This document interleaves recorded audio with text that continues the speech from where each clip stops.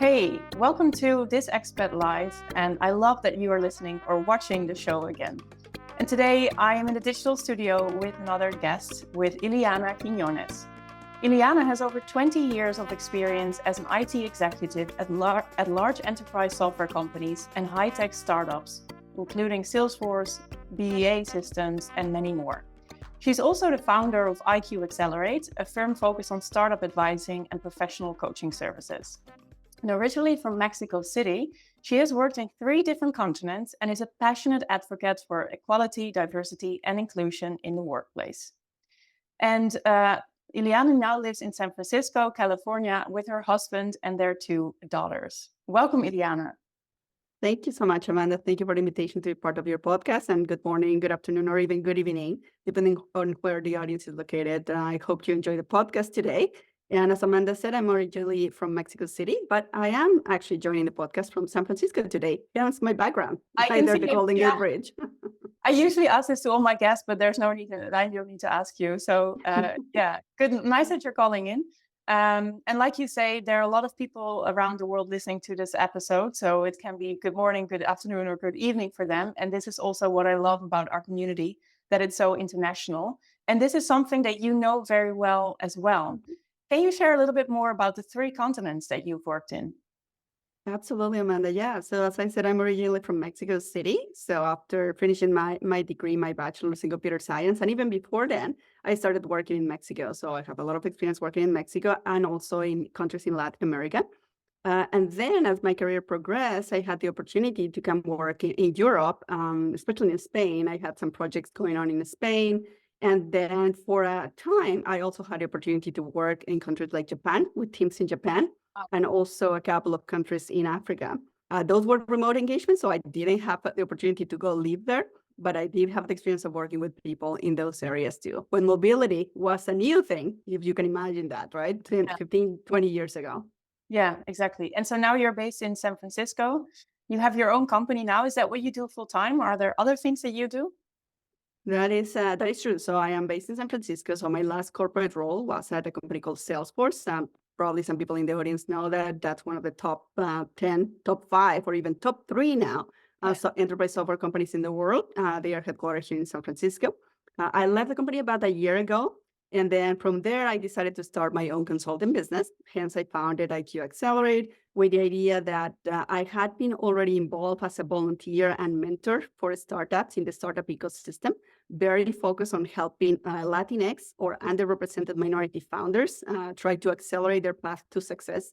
So imagine helping them validate their idea, their product market fit, finding funding, how do they actually thrive here in the States to try to grow their companies. And the other part of my business is consulting and coaching. So I'm an executive coach. I use a specific methodology, and I'm very focused on women leaders. So that's called the Beyond Barriers methodology. So very focused on your individual growth as a woman and as a woman leader. And that's what I do full time, Amanda. I do startup advising and professional coaching and consulting. Amazing. And can you share a little bit about how you got to the idea of coaching startups and also helping underrepresented minorities, focusing on Latinos and Latinas, and also women? What brought you to that? I think it was my personal journey, Amanda. Definitely influenced what I'm doing now. I think for a long time, I knew that I was very passionate about coaching and mentoring, so helping people develop and grow both professionally and personally. And that's what I did. Even when I was working for corporations or small or big companies, I was mentoring a lot of people. I would always take a lot of coaches, mentor my own direct reports and all that. So I was doing that internally at the companies and also with some community organizations that were focused on mentoring. But also on the startup side, because I love technology, over there I've been in technology more than 25 years. I love technology, I love innovation, and I love startups, right? Because they are the ones that fuel that innovation and growth in the ecosystem. However, I was doing that on a volunteer basis because I didn't have enough time. So I could only do it as a side gig when I was at my corporate roles. So when I saw the opportunity to really move from mentoring, startup advising capacity on a volunteer type basis and really move it to say, you know what, I can dedicate myself to this. I can really help the people more and I can create more impact in the ecosystem. why two reasons, why in terms of focusing on Latinx founders or underrepresented minorities, which by the way, in the US, when you call URMs or underrepresented minorities, usually you're talking about women or communities that have a low representation here. And to give you an example, in the US, those communities are usually referred to as Latin communities, the African-American communities, Native indigenous people, and some others. But women are considered a minority, believe it or not. So that's an interesting topic. I So for didn't know. me, yeah, exactly. So for me, those communities are the ones that usually have more challenges accessing opportunities, whether those are opportunities in the job market or opportunities to get funding if you're a startup, or even opportunities to get access to networks that could be supportive in your growth path. So I think for me, that was the main reason. So help the communities that have usually the most challenges, because guess what? I'm part of those communities and I'm a representative of those communities too. Exactly. You're a woman and you're also from Mexico, like you're Latina. Actually, I love what you have on LinkedIn. Your title is Powerhouse Latina Trailblazer in Tech. Mhm. Really love that. It resonated so much with me when I saw that. And I mean, it's clear that you are passionate about the people and the startups that you're helping, and why you started doing it because of their challenges. But what was your personal journey in those challenges? Yeah, that's a question I love, because we all have a story, right? We all have a story to tell, and our stories are unique. I think in my case, I was lucky enough with my transition, first of all, to the States, in the sense that I was in tech already. So obviously, tech is a very great industry in terms of jobs and opportunities. So when I was in Mexico, I decided that I wanted to study more. So I went to live in London. That's another part of my expat journey. So I live in London, was studying in London, furthering my studies. I got a master's degree there. And then when I went back to Mexico, I got opportunities to join different companies, both in Mexico, but also opportunities to join companies here in the States. And I decided to take the opportunity and the offer to come here with a startup company at the time. So I came here. So the job part was sort of taken care of. So I had a job. But when I first landed here, I didn't know anyone. And that could probably resonate with many of our audience. I didn't have family. I didn't have friends. I didn't even know the cultural norms in the workplace, right? So I have a lot of funny stories that I can talk about in that regards. But needless to say, so there were challenges, both because I was one, a woman in engineering, and I was the only woman in my entire team when I first got here. Second, I was a woman, but I was also Latin, which also meant that I had an accent, right? Yeah. I had different norms to work with. I had different habits of work, right? So for instance, Latin America, if any of our listeners are from Latin America, you know that, for instance, lunch meetings usually take 2 to 3 hours. Well, that just doesn't exist, right? Here in the Yeah. States, you barely have an hour. And ideally, you will have half an hour and you will make it a working lunch. And if possible, don't leave your desk, right? So Yeah. that's very, very different. Another one is in Latin America, we're very formal with work. So in the way you dress, your dress code, you will always be wearing a suit and things like those. Here, of course, in Silicon Valley, there's a very relaxed culture in that sense for dress code. So I had to change all those things in a way to, one, fit in, and two, just to know that I feel like I belong here. So, and some people have the challenge of saying, well, sometimes when you do that, you may not feel like you're being authentic to who you are, or you may be kind of like self-imposing beliefs that are not yours necessarily. But sometimes the way I look at it is, you're not negating yourself, you're not negating your culture. It's just that you are trying to work with the norms of the place or the communities you are in. And that will work in your favor too.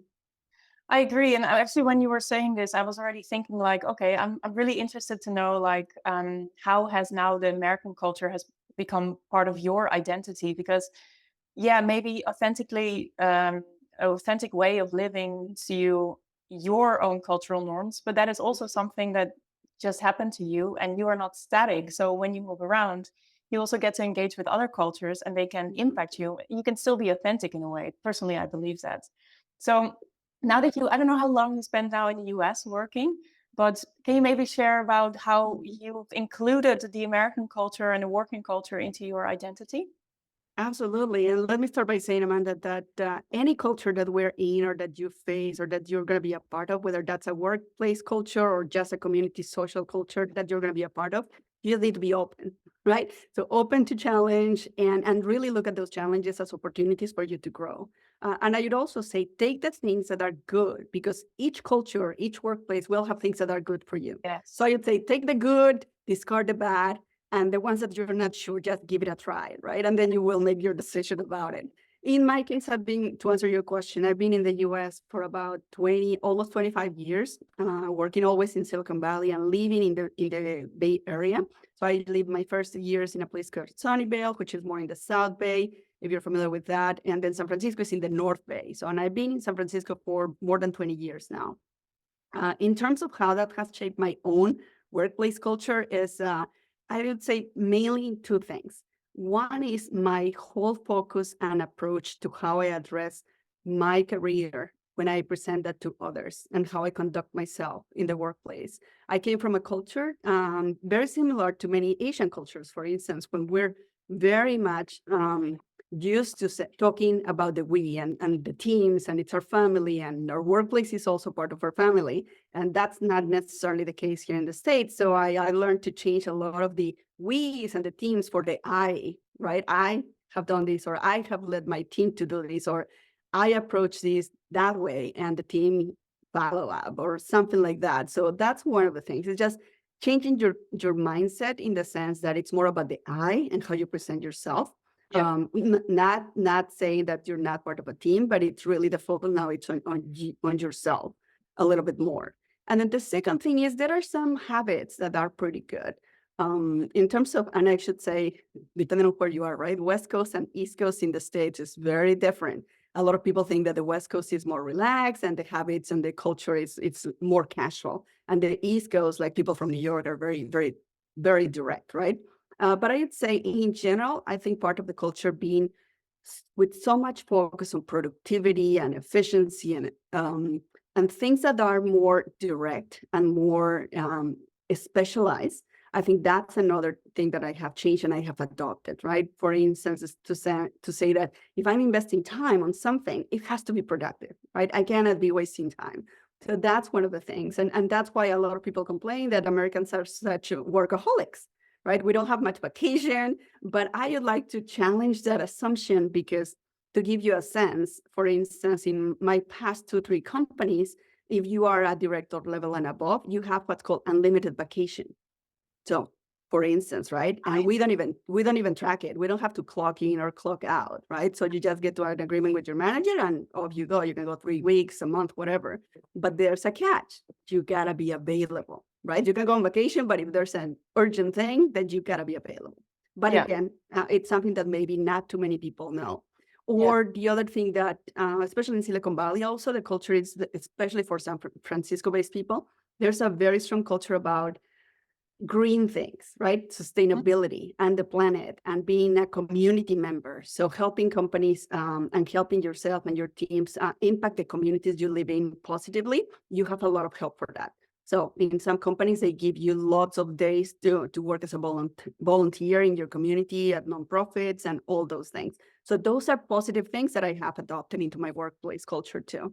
Yeah, nice. I like that you pick the things that really suit you and that you find good about the culture and really adopt them. And I just want to go back to the challenges that you faced as a Latina woman in engineering in a new country that you didn't know anything about. You arrived there alone. First of all, I'm curious, what made you decide to go for that job? And second, like it sounds like you thought you were really good at observing the norms and the practices and you made it your own. But what were some really big challenges that you faced and how did you overcome them? Mm-hmm. Yeah, I can think of maybe a couple of examples, Amanda. And I guess from an overall perspective, I would say that one thing that helped me a lot was to try not to take things too personally. Like when you're an expat, and especially when you get to a new place, you tend to be very sensitive about a lot of things, right? Because you're very self-aware that you're kind of like the new kid on the block, or you're the new person. And again, I look different, I may dress differently, I may speak differently. So you're very self-aware of those things.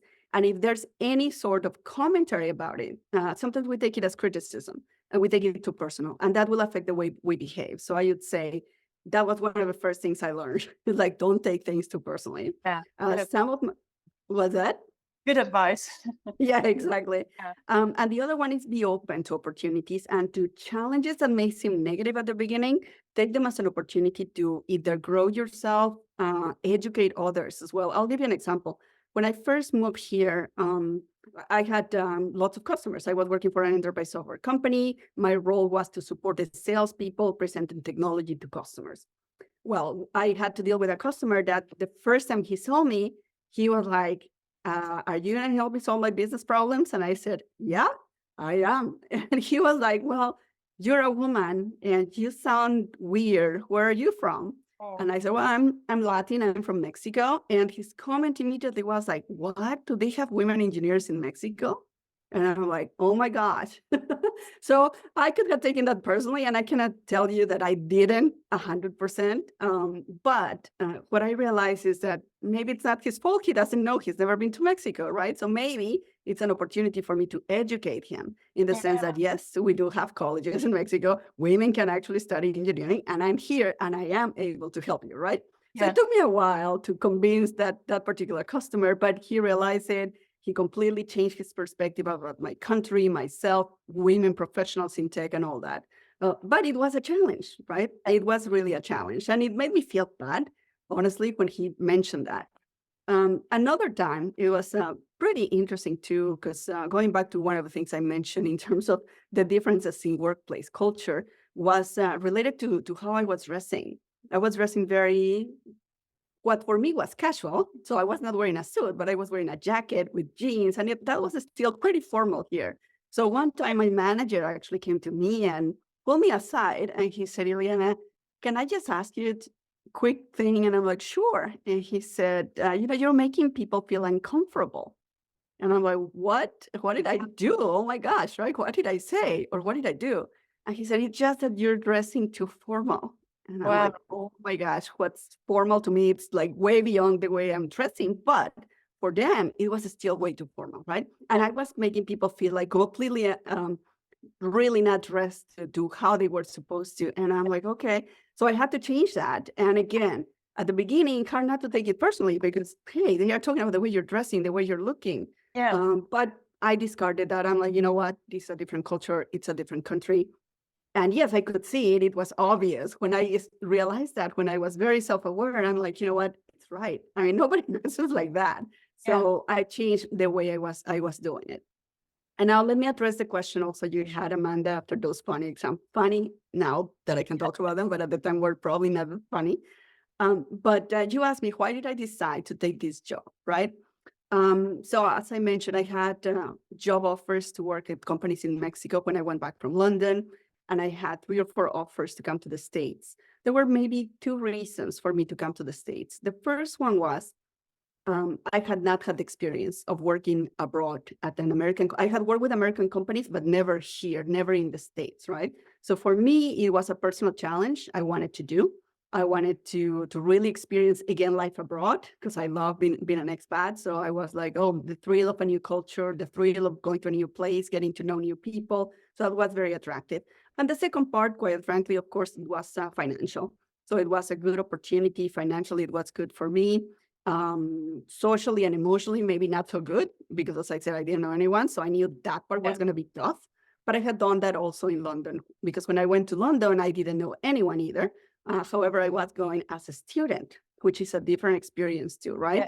And I want to bring that up because maybe for our audience, a lot of you may be considering going to a new place or are in a new place already, new country, already with a job, or you're as a student, or you're considering going as a student or as a professional. I would say one key thing I would say it's going to be, I don't want to say a make it or break it type of situation, but really quickly building support networks for you, it's going to be super important. Because even when I decided to come to the States, the first thing I did is, who do I know in general, right? I mean, is there anyone I know, maybe not even in San Francisco where I'm going to live or in the Bay Area, but maybe in New York, maybe in Arizona, maybe in Texas, right? So I started combing my network, and I realized that maybe a couple of people that I had studied with in London were here. So I was reaching out to them. So very, very important for you to start thinking about that. And the other thing is your support network at home, because even though you're going to be living abroad, it's not like you're going to forget about your family or your friends in your home country, right? And they can be great at supporting you, because there will be the times when you will feel very homesick in the new country that you're going to be living in, or you will face challenges and you will not know what to do. I would say, think about it. You have your network at home. So don't neglect that network. Even if you go live abroad, keep nurturing those networks abroad and at home too. Yeah, I wholeheartedly agree with both items in a way. So the new network that you just want to build ASAP, because you never know when a challenge arises. It can be stress at work, it can be a personal thing that comes up, burnout, or someone you love gets ill and you can't go there. It's so good to have people around you who can support you, even if they don't know you yet for a long time. And I also agree with the other part, like, don't neglect your network at home. I worked at the Ministry of Foreign Affairs in the Netherlands, and I know a few people who are a bit older and they had several posts already with their family, and they somehow neglected their friends back home. So it's a natural thing. If you live abroad for years and years, you only go back once a year. It's difficult to maintain them. Nowadays, it's easier with all the tech that we have, but still, I think it's, even I've been here in Rio now for 6 days, and I'm already like, oh yeah, I still need to write those people back home, and I sometimes don't even respond to their messages, and I do that at home as well. But then at least I get to see them sometimes. And now I'm like, I need to spend extra attention to this, because otherwise we will grow apart, basically. Yeah. Absolutely. Yeah, no. And you're right, Amanda. And I think that especially just happens because when you're in a new place, it's almost like all your focus and energy concentrates in the new place, right? Because in a way you feel like comfortable that, okay, my network is at home and they are fine and they are going to remember me and they are not going to forget about me, right? Yeah. But there's something very, very important. And I've done workshops around this topic. It's called intentional networking. So being good at networking is always good for you, right? Professionally or personally. But being intentional about the networking efforts that you do is even more important, right? Because to your point, we all only have 24 hours a day, and your focus and energy is in getting settled in your new country. But at the same time, if you intentionally say, you know what, I want to put aside a couple of hours every month to just connect with my network at home, right? Just to do a check-in, how's everybody doing? And then if you have a large network at home from family and friends, you don't have to do it on a one-on-one basis, because sometimes that can be very taxing and you don't have enough time. But you can do like a friend of mine used to do this. He had like his own personal newsletter that he would keep family and friends up to speed on what he was doing in the new country on a monthly basis. And it was great because everybody would know what he was up to, if he needed help with something. And it was a nice way that he didn't spend too much time, but still kept in touch with them, right? So there are some best practices about that too. It's really good. I actually did that when I moved to Brazil the first time in my first year, and people still felt connected to me. But now I'm so active on Instagram and I have my podcast. So whenever my family wants to know anything, I'm just like, look me up online. I'm going to be there, right? Look at me in the universe. Yeah. Can you share maybe a little bit more about how you could use intentional networking for the new network? Yeah, no, absolutely. So I'd say there's a few things that you can do, right? And it all starts with the first question, which is, what do you want the network about and why? Right. Yeah. So those two things are critical. Once you have the what and the why, then you can start your outreach. You can start looking at who can help you, who are those people you should connect with, right? When you are in a new place, I'd say, especially if you're going for a new job and you're starting and landing in a new workplace, I'd say the what would be, well, build that network that will be strategically helpful for you, for your job, right? So I started looking at who are the people in my workplace that are going to be instrumental to my success, and start trying to target those people to build connections with them and then nurturing the relationships with them. Then I would say, once you have that covered, the workplace environment and your strategic network, I would say, well, what's your social support network, right? On a personal basis. So you may have, I don't know, you may love sports, you may be a very religious person, you may like to, I don't know, knit or have a hobby or something like that, or you may, because we're expats, we naturally speak more than one language, right? So maybe there are communities or groups that you can join to practice your home language, right? So joining those groups and trying to start finding out those places that you can find a community are very important. Yeah. And then intentional networking talks about every connection that you do has to have a purpose, right? And it's great to meet with people. Of course, it's great to reach out to people, but we're all busy. And quite frankly, if you are reaching out to someone, whether it's personal or professional, the first thing they are going to ask about meeting with you is, what's the goal? Why are we here? Why are we meeting? Why are you reaching out to me? So I would say just have that clear in your mind. Why, if you're reaching to someone, why are you reaching out to them? What is the goal? And make it a two-way street. In many cases, I think the reason why networking fails, Amanda, is because we want to make it about ourselves, right? It's like, what do I need from this person, right? And I'm going to ask for that. Even before we even think, why would that person even want to talk to me or respond to my outreach, right? And in that sense, I want to be very mindful when you're reaching out to people. Think about, is there something that you can give to them?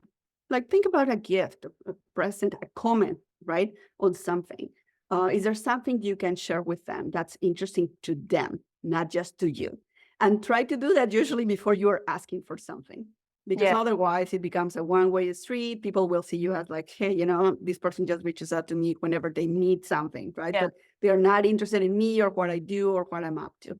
So that's part of the intentional networking as well. Nice. I love this. Yeah, really good tips. Iliana, I always like to conclude the interviews with one question for all my guests. The same question. I'm going to ask you as well. What is your number one hack to make living abroad easier? I would say is reframing your mindset, Amanda. It's whether it's a challenge that you reframe as an opportunity, whether it's a negative thing that you reframe as a learning or a lesson learned about something, whether it's something that, oops, someone said something really bad to me. Let me try to understand where they are coming from and not take it too personally. I think a lot of it is mindset, right? So I would say half the problems that we have as human beings, it's because of the mindset we have, right? It's kind of like the half full, half empty glass perspective. So I would say if you start the habit or getting into the habit of being very good and very agile at changing your mindset quickly to turn the negative or potentially negative things that you may perceive as negative into something positive or something you can learn from or something that's an opportunity for you, that's going to be super helpful in your life, both professionally as well as personally. Yes, I so agree with that. Yes, especially as a coach, but also personally, I have really trained my mindset as well in the last couple of years, and it has really changed my life as well, the outcome of my life.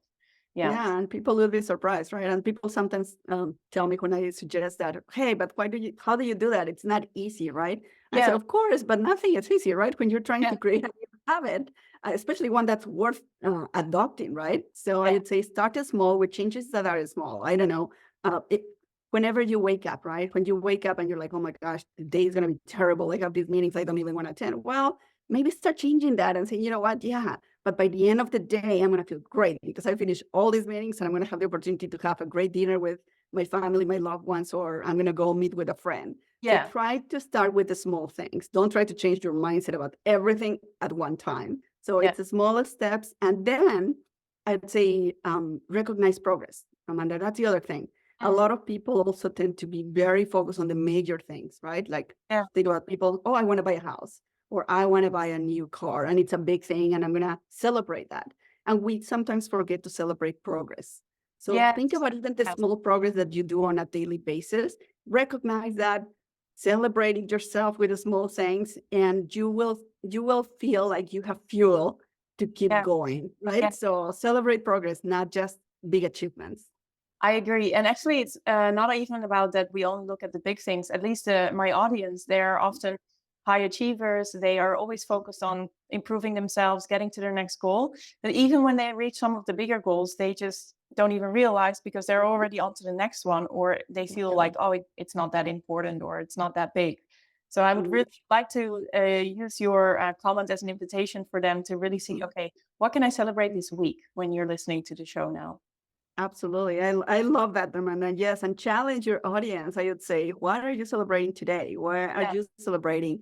And sometimes what some people may say, I don't have anything to celebrate. And I usually challenge that by saying, well, what do you think you have right now to be grateful about? Yeah. Right? That's another key question. If you can't think of something to celebrate, what are you grateful about? Yeah. Right? And that's another way to do it. Yeah. So, Iliana, what are you celebrating today? Oh my gosh. One, I'm celebrating that I can reach a worldwide audience with you, Amanda. Yeah. And also that my daughter, I think you mentioned at the beginning, I live in San Francisco with two daughters. Yeah. My oldest daughter just went to college 3 months ago. She sent me a text message last night saying, Mommy, I'm doing well and you don't have to worry about anything. So I'm celebrating today that my fear about how she was going to be doing on her own, Yeah. it's gone. It's like Oh, she's that's doing so, great. yeah, that is worth celebrating for sure. That's so nice. Okay, thank you Definitely. so much for coming on this Expat Live. I really loved your tips and how you have overcome your challenges and really made it there as a underrepresented Latina woman in the US. Now that you're helping others to make it in the US as well. Thank you so much. And just a final question: if people want to know more about you, where can they find you? Um, Easiest way is on LinkedIn. And I'm pretty active on LinkedIn, so people can find me there. Iliana Quinonez. I'm actually the only one, believe it or not, with 900 million people in LinkedIn. I'm the only Iliana Quinonez, so Wow. you can reach out to me there. I'm always open to connecting. And the other one, of course, is you can go to my website, iqaccelerate.io. And of course, you can contact me there too. Great. I will add those links to the show notes as well. Again, thank you so much. And Of course. I look forward to staying in touch with you on LinkedIn. Absolutely. Thank you for the invitation, Amanda. And thank you, everybody who was listening or watching the podcast today.